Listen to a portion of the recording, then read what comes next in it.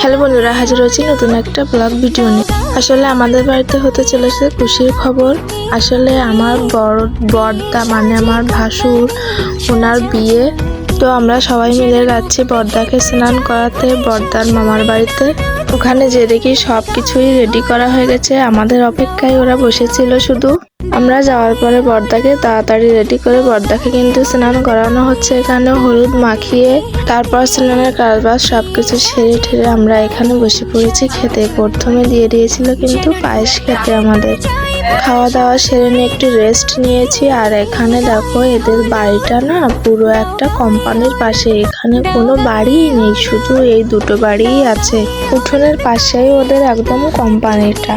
তারপর কিন্তু দুপুরে আবার খাওয়া দাওয়া করেছিলাম আমরা। আবার মাছ মাংস রান্না করে আমাদের খেতে দিয়েছে।